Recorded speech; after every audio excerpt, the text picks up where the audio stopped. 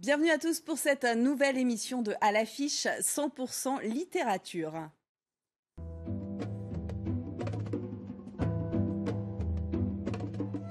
Fils d'une tribu de poètes, il est un de nos plus grands romanciers. Un magicien du verbe, son œuvre est traduite dans le monde entier et interroge la violence, que ce soit dans Les Hirondelles de Kaboul, l'attentat ou ce que le jour doit à la nuit. Dans Le baiser et la morsure, série d'entretiens avec la journaliste Catherine Lalanne, il revient sur son incroyable destin tourné vers l'écriture.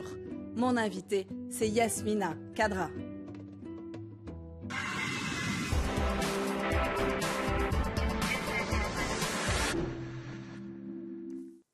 Bonjour Yasmina Khadra. Bonjour. Pourquoi ce titre, somme toute contradictoire, Le baiser et la morsure? Peut-être parce que ça a été mes deux béquilles. Je ne pouvais pas m'appuyer sur l'une sans recevoir l'autre sur la figure. Donc mon parcours est un parcours un peu chaotique. Il y a des hauts, il y a des bas. Il y a de grandes réussites et de grandes défaites.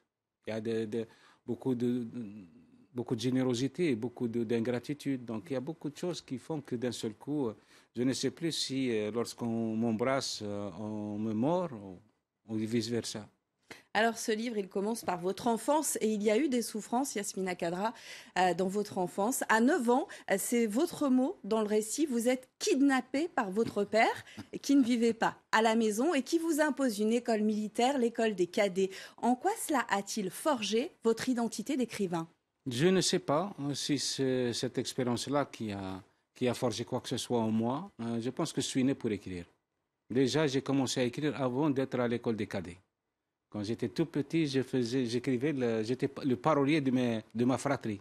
J'inventais des chansons que mes sœurs et moi chantions comme ça à tue-tête, même si c'était vraiment des mots assez stupides, mais qui avaient la chance d'avoir une rime, ce qui le rendait une grande musicalité pour moi. Et c'est ça la poésie a toujours été pour moi, la musicalité d'abord, le sens après. Et à l'école des cadets, vous décrivez un milieu quasi carcéral, Oui. mais qui laisse libre cours à votre imagination, parce que vous rêvez. Ah non, c'est moi qui avais décidé de m'isoler quelque part. C'était une forteresse médiévale et autour de moi, il n'y avait que des orphelins, il y avait des murailles. Et la nuit, les latrines étaient hantées, paraît-il. Les chambres étaient hantées, on voyait passer des fantômes. Donc pour moi, écrire, c'était m'isoler. C'était me soustraire à des influences qui ne me convenaient pas et m'installer confortablement là où j'avais le sentiment d'être libre et heureux. Et il n'y avait pas meilleur territoire pour moi pour me reconstruire un livre ou l'écriture. Et c'est ainsi donc que vous êtes devenu militaire. Plus tard, Yasmina Khadra, vous écrirez sous le nom d'une femme, Ouais. la vôtre, Oui. Yasmina Khadra. C'était pour vous protéger de quoi? Non, c'était pas pour me protéger, c'était pour laisser quelque chose à mes enfants. Pendant la guerre, la décennie noire, la guerre contre le terrorisme, à laquelle moi j'ai participé à corps et âme, eh ben, j'étais absolument certain de mourir. Donc je voulais laisser quelque chose pour ma famille et j'ai choisi les prénoms de ma femme pour la postérité. C'est elle qui me l'avait dit en 1988. Et pendant la guerre civile algérienne que vous C'est pas une évoquez, guerre civile, c'est une guerre terroriste. pendant les événements terroristes en Algérie que vous évoquez, donc on est dans les années 90, vous étiez dans les rangs de l'armée. Oui. À quoi ressemblait votre vie à l'époque? À l'enfer. À l'enfer. C'était un enfer que je gérais avec un maximum de lucidité. Voilà, mon pays était en train de se découvrir des monstruosités, de se diluer dans ses propres frustrations, des frustrations meurtrières. Et moi, je faisais partie des gens qui ont essayé de sauver la nation. Voilà, ça a été, pour moi, ce sont des souvenirs atroces, mais en même temps, ça me fait une peine incommensurable. C'est une peine terrible parce que c'était des Algériens qui sont tués pour des prunes. Moi, je n'ai jamais vu dans la religion une quelconque violence. Il n'y a pas, ça n'existe pas. Si Dieu est violent, c'est quelque part, il est humain. Donc voilà, moi, je me suis battu pour un pays capable de s'éveiller à ses propres émerveillements. Voilà. Et malheureusement, ce qui se passe dans le monde aujourd'hui, c'est justement le contraire. la régression profonde. À cette époque-là, Yasmina Khadra, vous assistez à un événement qui sera déterminant pour votre itinéraire. C'est un attentat. Vous le décrivez dans le livre. Oui, le 1er novembre 1994, oui, il y a eu un attentat dans un cimetière du côté de Mostaganem, un village qui s'appelle Sidi Ali. Et là, il y avait des scouts qui ont été tués par un engin explosif dissimulé dans la tombe d'un martyr, le comble de l'ironie. Et ce jour-là, oui, est né peut-être Yasmina Khadra. Mais avant, j'avais écrit. Avant, j'avais écrit six livres sous mon vrai nom. Est-ce que vous voyez dans l'état de crise que traverse la France actuellement, avec cette vague d'attentats, des parallèles avec ce qu'a enduré l'Algérie? Non, pas du tout. Non, là, c'est pas du tout la même chose. L'Algérie a été surprise. On était le premier laboratoire de cette pandémie. Donc, on n'était pas armé, on n'était pas informé, on n'était pas formé pour faire face à une telle violence. Et en Algérie, ça a été 38 000 de terroristes recensés.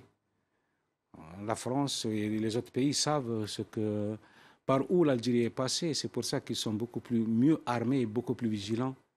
Voilà, et je ne pense pas que la France puisse subir le sort qu'a connu l'Algérie. La France, elle a les moyens de se protéger, elle n'est jamais menacée.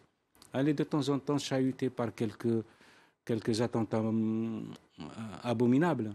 Mais c'est une grande nation, moi j'ai confiance dans son intelligence.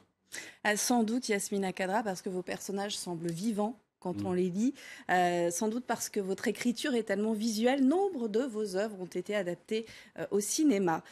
Par exemple, Ce que le jour doit à la nuit ou L'attentat. Pour la première fois, il va y avoir un dessin animé.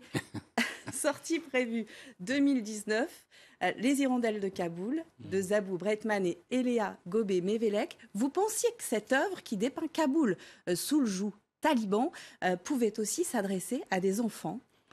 Je ne sais pas si les enfants vont apprécier, mais je sais que c'est un film d'abord pour les adultes.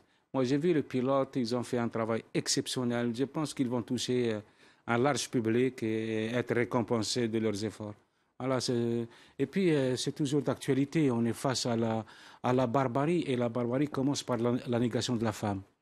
Moi, j'ai écrit quelque part, peut-être dans Les Hirondelles de Kaboul, que le malheur déploie sa patrie là où la femme est disqualifiée et bafouée. Voilà, et ça continue aujourd'hui. Peut-être qu'il y a des réactions qui sont assez conjoncturelles, mais j'espère que ces réactions vont nous éveiller à nos responsabilités. Votre coup de cœur s'est porté sur une exposition de calligraphie à l'Institut du monde arabe. Hassan Metoui, grande figure de cet art, a eu une carte blanche. Il vous connaît très bien car vous chérissez tous les deux un endroit bien particulier. Écoutez-le, il s'est confié à nous.